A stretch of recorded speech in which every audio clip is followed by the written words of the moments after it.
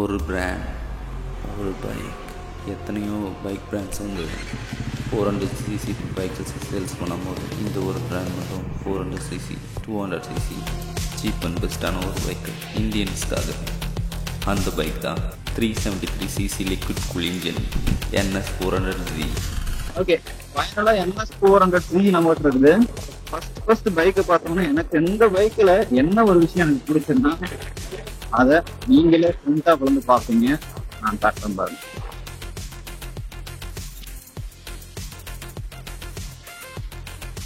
இந்த venom style தான் எனக்கு ரொம்ப ரொம்ப பிடிச்சிருந்தது. எப்படின்னா இந்த வெனம்ங்கிறது என்னன்னா, நம்ம ஸ்பைடர்மேன்ல பார்த்துருப்போம், பிளாக் கலர் ஸ்பைடர்மேன் ஒருத்தர் இருப்பார். அதோட லுக் அண்ட் டிசைன் வந்து ஃபர்ஸ்ட் இந்த பைக்ல பார்க்கும்போது ஃப்ரண்ட் பொசிஷன்ல இந்த USD4 கூட வந்து அந்த வெனம் லுக்கு பார்க்கும்போது அவ்வளோ இம்ப்ரெசிவா இருந்தது. அதுக்கப்புறம் ரெண்டாவது ஒரு விஷயம்னா பயங்கரமா என்ன அட்ராக்ட் பண்ணது இந்த டிஸ்பிளே. இந்த டிஸ்பிளே தான் பயங்கரமா என்ன அட்ராக்ட் பண்ணது, கலர் டிஸ்பிளே. ரெண்டாவது அட்ராக்ட் பண்ண இந்த மல்டி இன்ஃபோ டிஸ்பிளே தான். இதுல என்ன விஷயங்கள் நிறைய இருக்குன்னா, நிறைய எல்லாருமே நிறைய விஷயங்கள் இதுல வந்து பயங்கரமான டெவலப் பண்ணுது. டாமினார் 400 ரொம்ப இருக்கும்போது இந்த டிஸ்பிளே வேற லெவலு. இப்ப அட்வான்ஸா இருக்கிற LCD பேனல்ஸ்லாம் நிறைய வருது. பட் ஆனா ஃபுல்லி கலர் டிஸ்பிளே இந்த ஒரு பஜாஜ் NS400Z இருக்கிறது பயங்கரமான ஒரு விஷயம். ஃபர்ஸ்ட் ஆஃப் ஆல் சொல்லணும்னா எனக்கு இந்த RPM லைட் கிரீன் கலர்ல அந்த RPM ரொம்ப பிடிச்சிருந்தது. அதுக்கப்புறம் வந்து இந்த ஃபியூல் வந்து ரெட் கலர்ல கிரீன் கலர்ல ஒரு லெவலுக்கு ஒரு லெவலுக்கு கலரா இருந்தது. அது ஒரு விஷயம் எனக்கு அந்த இதில் பிடிச்சிருந்தது. அப்புறம் கியர் இண்டிகேஷன், டைமிங், ப்ளூடூத். அதுக்கப்புறம் இந்த ஒரு டிஸ்பிளேல இந்த ஒரு பைக்ல நிறைய வந்து ரோட் கண்டிஷனுக்கு ஏற்ற மாதிரி பைக்ல ஓட்டுறதுக்கான ஆப்ஷன்ஸ் நிறையவே கொடுத்துருக்காங்க. அது என்னன்னா road, sport, rain, off road, இது எல்லாத்துக்கும் 4 ரைடிங் மோட் கொடுத்துருக்காங்க. அது என்ன வந்து எனக்கு இன்னும் இம்ப்ரெசிவா இருந்துச்சு. அதுக்கப்புறம் இந்த மினி ப்ளூ கலர் டிஸ்பிளே அது எதுக்காக கொடுத்துருக்காங்கன்னா, இந்த நம்ம மோட்ஸ் மாத்துறதுக்கான கண்ட்ரோல் கீஸ் கொடுத்துருக்காங்கல்ல. அந்த செட்டுக்கு போனோம்னா அதில் மீட்டர்ல பாருங்க வெஹிக்கிள் இன்ஃபர்மேஷன், கனெக்டிவிட்டி, ப்ளூடூத் கொடுத்துருக்காங்க இல்லைங்களா, அதுக்கு ப்ளூடூத் அண்ட் மியூசிக் கொடுத்துருக்காங்க. பேக் வந்துடலாம். மேலே வெஹிக்கிள் இன்ஃபர்மேஷன் வந்து ரைடிங் மோடு, அதுலேயே மோடு கொடுத்துருக்காங்க. Road, sport, rain, off road நம்ம எது வேணா மாற்றி செட் கொடுத்துக்கலாம். நம்ம அதுக்கு வந்து இப்போ ரோடில் தான் வச்சுருக்கோம். அப்புறம் சில வார்னிங்ஸ் ஏதாவது இருந்துச்சுன்னா அந்த வார்னிங்ஸ்லாம் வந்து இதில் என்னங்கிறது போய் பார்த்துக்கலாம். ஃபியூல் தான் லோவாக இருக்குது அப்படின்னு காட்டுது, ஒன்றும் பிரச்சனை இல்லை. ட்ரிப் A, ட்ரிப் B, அப்புறம் பைக் இன்ஃபோ அப்படிங்கிற மாதிரி இருக்குது. அது என்னன்னு பார்த்துருவோம். பேட்டரி 13.4 வோல்ட் இருக்குது. டேட் அண்ட் சர்வீஸ் இதில் வந்து எதுவும் மென்ஷன் ஆகலை. லேப் டைமர் அப்படின்னு கொடுத்துருக்காங்க. ட்ராக்ல ஓட்டக்கில் வந்து இந்த டைமர் செட் பண்ணிட்டு இவ்வளோ செகண்ட்ஸில் போயிருக்கு அப்படிங்கிற ஒரு சில டீடைல்ஸ் இதில் கொடுத்துருக்காங்க. ஒரு நல்ல விஷயம். அதுக்கப்புறம் setting, favourites, Q select, date and clock, brightness, இது எல்லாத்தையும் அட்ஜஸ்ட் பண்ணிக்கிற மாதிரி எல்லா விஷயங்களும் கொடுத்துருக்காங்க. மேலும் வந்து இந்த ஒரு விஷயம் வந்து இதில் எனக்கு ரொம்ப ரொம்ப பிடிச்சிருக்கு. இதுக்கானது இண்டிகேட்டர்ஸ்க்கான சிம்பிள் கொடுத்துருக்காங்க, இன்ஜின் அந்த சிம்பிள் கொடுத்துருக்காங்க, சர்வீஸ் சிம்பிள், நிறைய விஷயங்கள் இதில் இருக்கு. மேலும் வந்து ஒரு விஷயம் வந்து அதுக்கப்புறம் இன்னொரு ப்ளஸ் பாயிண்ட்னு சொல்ல போகணும், இந்த சார்ஜிங் போர்ட். இப்போ நிறைய வெஹிக்கிள்ஸ்ல அந்த சார்ஜிங் போர்ட் கொடுக்க ஆரம்பிச்சிட்டாங்க. இந்த வெஹிக்கிளையும் அதே சார்ஜிங் போர்ட் கொடுத்துருக்காங்க. ஸ்ட்ரைட் ஸ்டாண்ட் போட்டால் ஆஃப் ஆகலை. சைட் ஸ்டாண்ட் போட்டால் வந்து ஆஃப் ஆகிடும். இந்த வெஹிக்கிள் ஆஃப் ஆகலை. ஃப்ரண்ட்டில் இருக்கிற TRL அந்த ப்ரொஜெக்டர் தான். நைட் விஷனும் நம்ம செக் பண்ணிடுவோம், நைட்டில் எப்படி எரியுதுங்கிறது. இதில் அந்த ப்ரொஜெக்டர் நைட் டைமில் நம்ம யூஸ் பண்ணும்போது என்ன பண்ணுதுன்னா, நல்லா டிஸ்பிளே நோட் பண்ணுங்க. இப்போ பிரைட்டாக தெரியுதுங்களா? இப்போ லைட் போட்ட உடனே நைட் லைட்டிங்கு தகுந்த மாதிரி பிரைட்னஸ் வந்து கம்மியாயிடுது. அதே மாதிரி வந்து சைட் ஸ்டாண்ட் போட்டால் இங்கேயும் சைட் ஸ்டாண்ட் காமிச்சிருது. மிரர்ஸ் வந்து அதே டாமினர்ஸ்ல இருக்கிற மாதிரி மிரர்ஸ் இருக்கு. சைட் பை சைட் தான் வந்து நம்ம அட்ஜஸ்ட் பண்ண முடியும். இப்படி லெஃப்ட் ரைட்டு அப் டவுன் கொஞ்சமாக தான் அந்த திருப்ப முடியுது. அவ்வளோதான் அதில் அட்ஜஸ்ட்மெண்ட்ஸ். KTM அண்ட் டாமினர்ல வர மாதிரியே தான் வந்து LED இண்டிகேட்டர்ஸ் கொடுத்துருக்காங்க. கிளச் அண்ட் பிரேக்குக்கு அட்ஜஸ்டபிள் லிவர்ஸ் கொடுத்துருக்காங்க. அது ஒரு பெஸ்ட்டான ஒரு விஷயம். அது மட்டும் இல்லாமல் லிக்விட் கூல் இன்ஜின் கொடுத்துருக்காங்க. அப்புறம் இன்னொரு ப்ளஸ் பாயிண்ட் வந்து பார்க்கிங் லைட். இதை அழுத்திட்டோம்னா பார்க்கிங் லைட் எரியும். அசார்ட் கொடுத்துருப்பாங்கல்ல மோஸ்ட் ஆஃப் த இதில் வந்து அந்த மாதிரி பார்க்கிங் லைட் இதில் கொடுத்துருக்காங்க. அதுக்கப்புறம் வந்து அண்டர் பில்லி தான் எக்ஸாஸ்ட் தான் கொடுத்துருக்காங்க. இதோட சவுண்டு பாருங்க.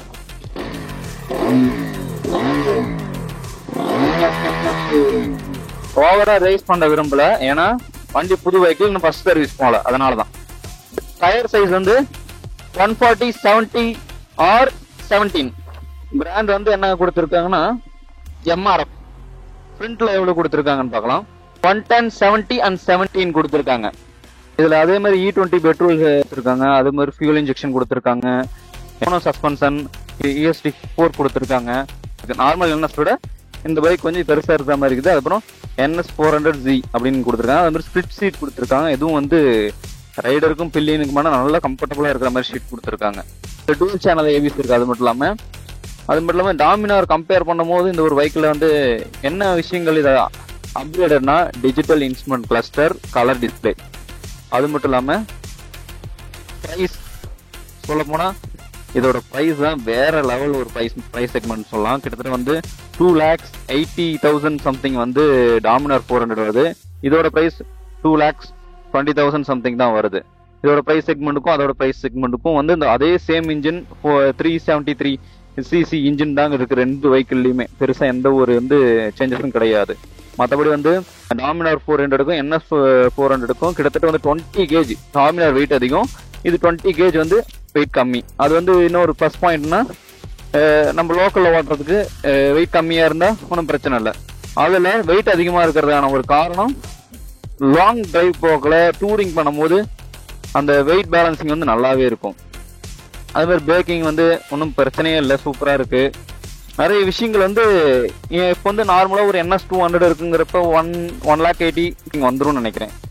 இது அந்த பிரைஸ் ரேஞ்ச் பார்க்கும்போது ஒரு 22-30K வந்து இந்த பைக் வந்து நல்ல ஒரு பிரைஸ் செக்மெண்ட் சொல்லலாம். நிறைய டூரிங் பண்ணுவாங்க அப்படிங்கிற பட்சத்துல நீங்க என்ன செலக்ட் பண்ணணும்னா டாமினார் 400 போயிடலாம். பட் நான் லோக்கல் டூரிங் பண்ணுவேன், லாங் டிரைவ் தான் பண்ண மாட்டேன் அப்படின்னு சொன்னீங்கன்னா கண்டிப்பா வந்து NS 400 பெஸ்ட். இதுதான், அவ்வளவுதான் வித்தியாசங்கள். என்னோட பர்சனல் ஒப்பீனியன் பொறுத்த வரைக்கும் கொஞ்சம் வந்து லைட்டா பேக்ல பிரேக் ரொம்ப அழுத்தி அப்ளை பண்ற மாதிரி ஒரு ஃபீல் இருக்கு. அது மட்டும் இல்லாம இந்த டிஸ்பிளேல இன்னொரு மைனஸ் பாயிண்ட் என்னன்னா இந்த கலர் சேஞ்ச் ஆகுது. இந்த இடத்துல பாருங்க, தெரியுதா? சேஞ்ச் ஆகுது. ஹீட் ஆகுறதுனா என்னன்னு காரணம் தெரியல. அதே மாதிரி இந்த மாதிரி ஃபோல்டிங்ஸ்ல விடும்போது கொஞ்சம் வைப்ரேஷன்ஸ் கண்டிப்பா நேக்கடு வெஹிக்கிள்ஸ்ல கண்டிப்பா வைப்ரேஷன்ஸ் இருக்கும். பஜாஜை பொறுத்த வரைக்கும் நல்லாவே பண்ணியிருக்காங்கன்னு சொல்லலாம். இந்த பிரைஸ் செக்மெண்ட்ல நல்லாவே பண்ணியிருக்காங்க. NS 200 160ல இருந்து இந்த ஒரு வெஹிக்கிளை பார்க்கும்போது கொஞ்சம் வந்து இந்த கொஞ்சம் பல்ஜா கொஞ்சம் பெருசா தான் தெரியுது. கொஞ்சம் சின்னதா இருக்கிற வண்டி மாதிரிலாம் தெரியவில்லை, கொஞ்சம் பெரிய வண்டியா தான் தெரியுது. ரோட்ல போகலாம் அந்த வெனம் ஸ்டைல் இருக்கு இல்லைங்களா, அது அல்டியா இருக்குது. டாமினார் கம்பேரிசன் பண்ணிக்காங்க பிரைஸ் ரேஞ்சுக்கும் சரி மற்ற விஷயங்களுக்கும் சரி. 10/10ல நீங்க எத்தனை பர்சன்டேஜ் இந்த வெஹிக்கிள் கொடுப்பீங்க அப்படிங்கறத சொல்லுங்க, அதை சொல்றேன். அதே மாதிரி இதோட டாப் ஸ்பீடு என்னங்கிறதையும் நான் அடுத்தடுத்த வீடியோல மைலேஜ் டெஸ்டிங் அடுத்தடுத்த வீடியோல பார்க்கலாம். ஓகேங்களா? அதுக்காக நம்ம சேனலை மறக்காம ஃபாலோ பண்ணிக்கோங்க, சப்ஸ்கிரைப் பண்ணி வச்சுக்கோங்க.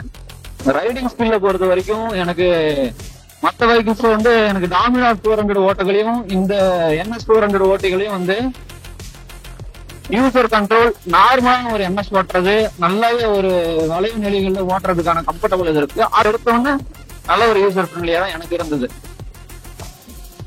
NS 400Z வச்சிருக்கிறவங்க உங்களோட கமெண்ட்ஸை பெருக்கி விடுங்க. இதோட பிளஸ் அண்ட் மைனஸ் பாயிண்ட்ஸ் நிறைய பேர் தெரிஞ்சுக்கிட்டோம், அதுக்காக மட்டும்தான். இந்த வண்டியோட விசிபிலிட்டி பாருங்களேன் எப்படி இருக்குன்னு.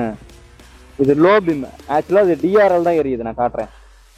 நான் என்னடா இப்படி இங்க காட்டுறேன்னு நினைச்சுக்கேன்னா நைட் ஆகுறதாக நான் வெயிட் பண்ணது, வேற ஒன்றும் கிடையாது. கண்ணை கூசுது அப்படியே இந்த DRL. இதுவே இந்த அளவுக்கு வெளிச்சம் அடிக்குது. இப்போ ஹை பீம் இதே சுவிட்சில் தான் கொடுத்துருக்காங்க. ஹை பீம் பாருங்க எப்படி இருக்குன்னு. டிஸ்பிளே பாருங்க, ஹை பீமுக்கும் லோ பீமுக்கும் வந்துட்டு இந்த ஸ்க்ரீன் அப்படி டிம் ஆகும். அது ஒரு ஹைலைட்டு. நான் இந்த வண்டி எடுக்கும்போது 350 கிலோமீட்டர் அவங்க தான் ஓடி இருந்தது. நானே இது வரைக்கும் 100 கிலோமீட்டருக்கு மேல டிரைவ் பண்ணிருக்கேன். ஆக்சுவலா இந்த வண்டியோட ஓவரால் வந்து 100 கிலோமீட்டர் ரிவ்யூ கூட சொல்லலாம்.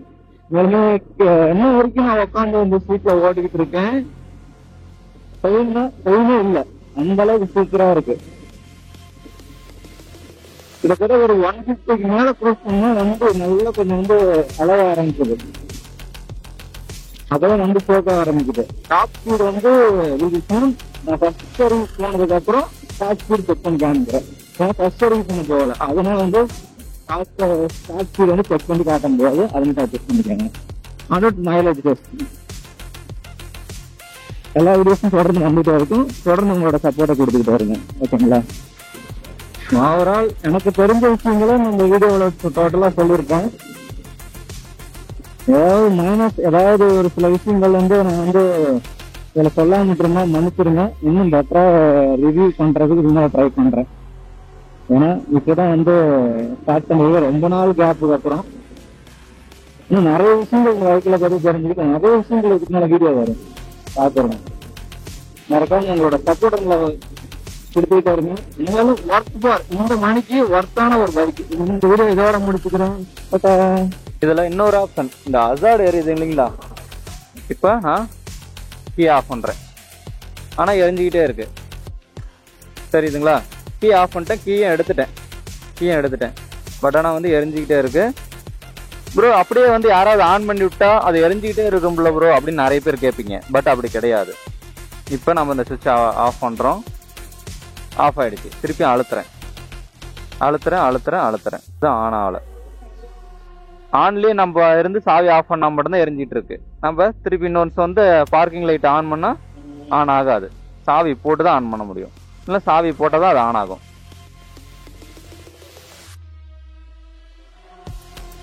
தெரிஞ்சிட்டு இருக்கலாம். சாவி போட்டோம் நான் ஆச்சு. இப்போ நான் வந்து ஆஃப் பண்ணிட்டேன், திருப்பி ஆன் பண்ணுறேன். இப்போ சாவி ஆஃப் பண்ணுறேன், இப்போ சாவியே எடுத்துட்டேன், அப்படியே எரிஞ்சிட்டு இருக்கு. இருட்டில் உங்களுக்கு தெரியுதான்னு தெரியல, சாவி என் கையில் தான் இருக்கு. நான் வந்து இப்போ அதோட ஆஃப் பண்ணுறேன், திருப்பி ஆன் பண்ணுறேன். ஓகே, இத்துடன் இந்த வீடியோ முடிச்சுக்கிறேன்.